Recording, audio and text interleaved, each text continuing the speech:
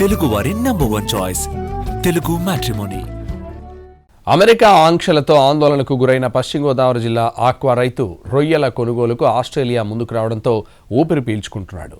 దాదాపు 8 ఏళ్ల సుదీర్ఘ విరామం తర్వాత భారత రొయ్యల దిగుమతికి ఆస్ట్రేలియా షరతులతో కూడిన అనుమతులివ్వడం ఆక్వా రైతులో ఆనందం నింపుతోంది.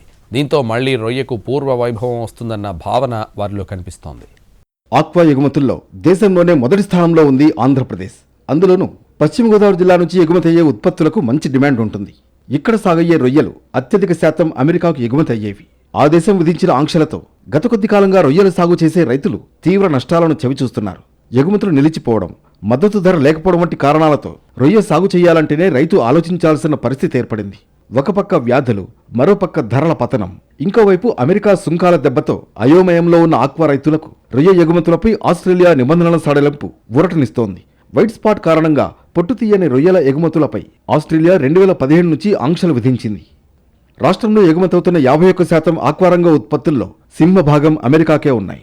అందులోనూ ఉమ్మడి పశ్చిమ గోదావరి జిల్లా నుంచి ఎక్కువ శాతం రొయ్యలు అమెరికాకు ఎగుమతి అయ్యేవి. అమెరికా ఆంక్షలతో రొయ్య సాగుకు ఇబ్బందులు ఎదురైన సమయంలో ఆస్ట్రేలియా దిగుమతి చేసుకునేందుకు సిద్ధం కావడం ఆక్వా రైతుల్లో ఆశలను చిగురింపచేసింది.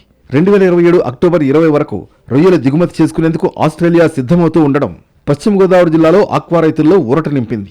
ఆక్వా రైతులు తీవ్ర సంక్షోభంలో కూరుకుపోయారు. ఎందుకంటే అమెరికా సుంకాలు 100% విధించడంతో దిక్కుతోచని స్థితిలో ఉన్న ఆక్వా రంగానికి ఓన్లీ యూరోప్ దేశాలు, చైనా, అమెరికా మీదే ఎగుమతులు ఆధారపడి ఈ ఆక్వా రంగం ఉంది. దాని నుంచి గట్టెక్కించాలని ఇతర దేశాలతో చర్చలు జరుపుతూ మొదటగా ఆస్ట్రేలియాతో జరిపిన ఆక్వా ప్రతినిధుల చర్చలు సఫలమై ఇక్కడ ఆక్వా రంగంలో ఉత్పత్తి చేసిన ఉత్పత్తులను ఆస్ట్రేలియా కొనడానికి సిద్ధమైంది. అది ఆక్వా రంగానికి ఊపిరి పీల్చుకున్నట్టు.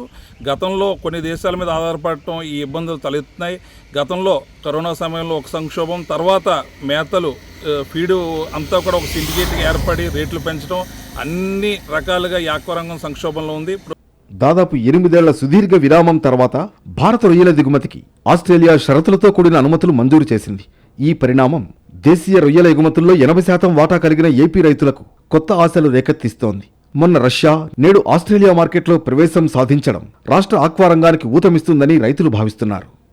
ఎగుమతులు 80% వెళ్ళేది అమెరికా, చైనాకే.